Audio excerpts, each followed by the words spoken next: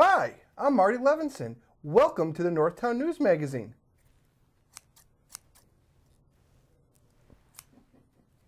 Hi, I'm Marty Levinson, and welcome to the Northtown News Magazine. Edward Scissorhands has nothing on me.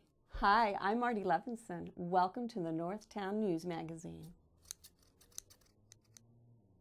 Come on, baby, don't you wanna go?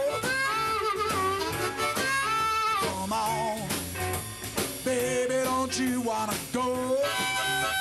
Hi there, I'm the real Marty Levinson. Welcome to the Northtown News Magazine show with the greatest cameraman around, Sonny Hirsch, and your host, Avi Myers.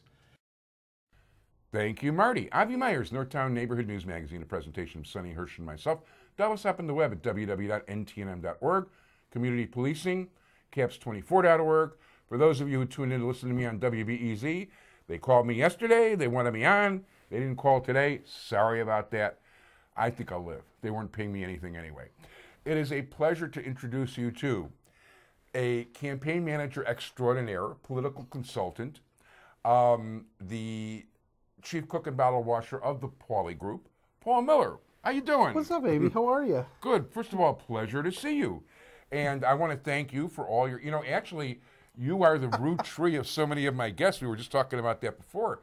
Because actually through you, I met Louis Diversi, who got Jasmina on, and Danielle Rose coming, and a whole bunch of, and not to mention Ari Friedman and Jonathan Greenberg. Sure. Who are great guys, and they should have been elected. Mm-hmm. Well, thank you. And unfortunately, since you talked about half my clientele list there and none of them are elected, you sure you really want to have me on the show? Well, the thing people don't realize, for instance, the split in your area, Ari's area, was 60-40 Democrat. Yeah, about that. And you still pulled them an extra 7.5 points over that. So there's a lot of people that would pay a lot of money for an extra 7.5 points. I'm always proud of my work, but it's like people always say to me, you say, I'm a Jewish Republican that grew up in Skokie that happens to be a White Sox fan. So obviously I've had a lot of suffering in my life. Yeah, no question. Not always the best areas, but great candidates, and definitely, as you've seen from this show, a lot of great activists have come out of these campaigns. They're doing wonderful things. No, there's no question. And I'll tell you, some really quality people beyond question. Yeah. And it's not just the candidates either.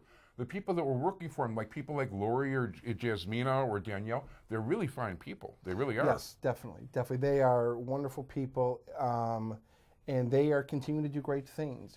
Just because you lose, just because elections don't go the way you want, you can't give up. I got 2 small kids. What am I going to do? Just give up?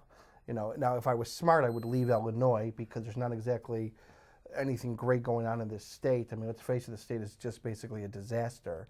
But you continue to fight, and that's what we do. Yeah, very good. And hopefully someday somebody's going to wake up or go broke. Yeah, well, unfortunately, I think it's going to be the latter. Yeah, I agree with you. As a matter of fact, there are so many people that, I had Roger Keats on the show talking about the business climate in Illinois. When he lost his last election, he moved to Texas. And I don't blame him. Much better business climate. A month after Roger moved to Texas, he called me up and he told me, Paulie, I'm living like a millionaire down here. You got to move. He was talking about the house. He was talking about the life him and his wonderful wife are living down there, and the great business climate and the opportunities. And that's the key word, opportunities. And Illinois doesn't have any. I was just speaking to the government class at Niles North High School. And I said to the kids, how many of you, when you graduate from college, think you're coming back to Illinois to find a job? You're not. You're not going to find work in this state. There is no work in this state. Businesses are, businesses are leaving Illinois like it has a venereal disease. I mean, that's really the truth. And it's unfortunate, and I'm raising my children here. I'm active in my local synagogue. I'm on the board of my synagogue. I want to change Illinois, and I'm not giving up yet. No, and I think the day will come. People need to understand, you've got Democratic everything in Springfield. There should be no problem passing necessary legislation. But just like the losers in Washington, nobody's willing to deal with the long-term debt. Like on a national level, they're paying $300 billion a year on the debt alone. Imagine the good you could do if your budget was actually even. Very true. Well, let's face it, the competency of the Illinois GOP isn't exactly a group that you think is going to change anything. And yes, I said it. I'm challenging the competency of the Illinois GOP. No, as a matter of fact, that's 100% correct beyond question. And listen, I know even though I supported some of the candidates, I only supported them in part because the Democrats are just got to be, I'm not a Republican, I'm not a Democrat. But if you're going to mismanage things the way the Democrats have been doing, it's time for a change. They raised the income tax 67%, and it doesn't even touch the pension deficit, which probably is going up $1 trillion as we, $1 billion, sorry, not $1 trillion, as we speak. Yeah, well, unfortunately, even the $96 billion figure that we keep hearing about is, unfortunately, it's not even correct. It's really well into a couple hundreds of billions of dollars when you start putting in the current programs that are there, the current cost of living stuff, the rates, and of course what the state of Illinois likes to do is claim that our return on investment is like 7 or 8%.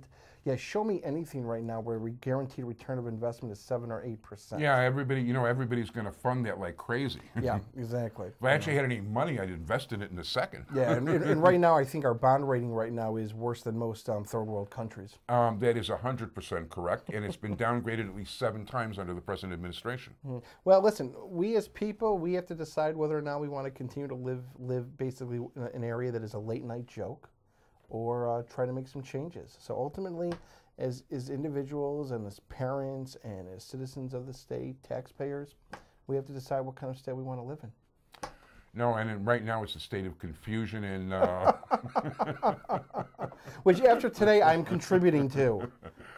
Yeah, it's, no, you're doing fine, but no, this state is really, as we say in Hebrew, Soros, which means in serious deep doo-doo. Yes, exactly. So tell us about now you also handle a doctors group, don't you? The Doctors Patients Alliance of Illinois, yes, I do that. Still trying to figure out where I'm going to take that in the future, but unfortunately, when Obamacare is fully implemented, it is going to have some devastating effects on the Illinois economy. Not really enough time to get the details of it, but the reality of the matter is that right now almost 40% of every dollar we spend, 40 cents on the dollar, goes to something that's healthcare related in Illinois, Medicare, Medicaid, and that's going to increase. And we can't afford it. We don't have the money. So no question. I think Mort Zuckerman, who's a Democrat, actually pointed out that the average cost per employer who's got to pay for Obamacare is going to be a minimum of $71.96 a week. Sure.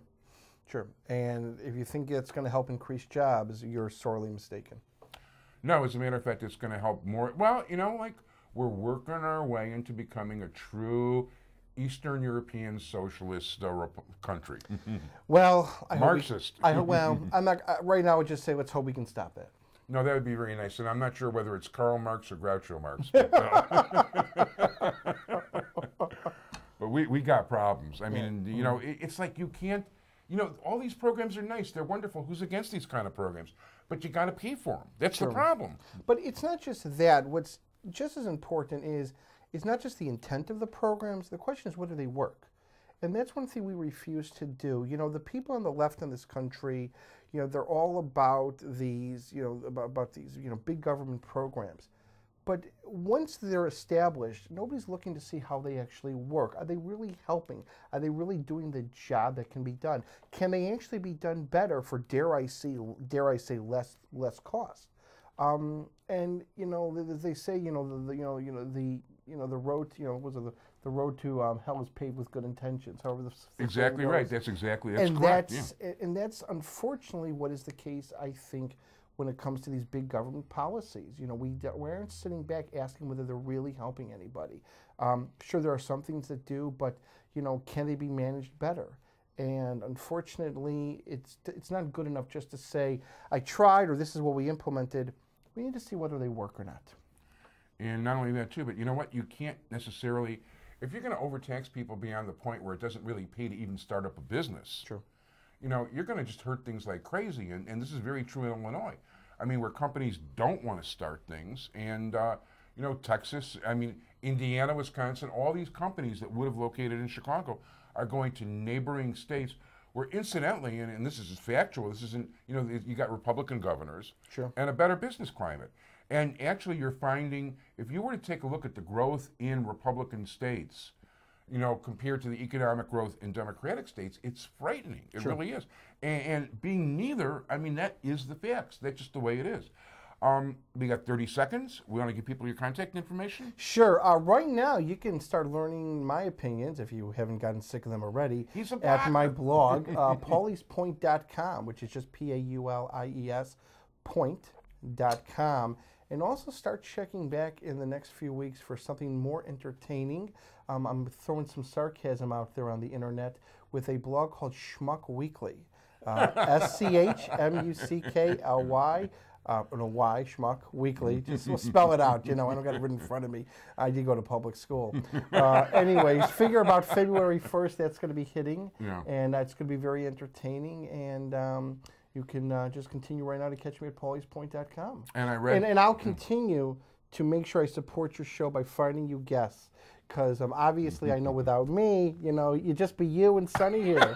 Okay? I mean, let's face it. I mean, without me, it's kind of like your I got to tell agent. you, we had Jasmina on before. She was a barrel of fun, and I thank you for that. She is great. Lori Diversi is great. And if you haven't tried those cookies, seriously, try them. My kids love them. And they got ingredients that, you know, fat guys like me usually don't eat. It's but we bacon eat cookies. them.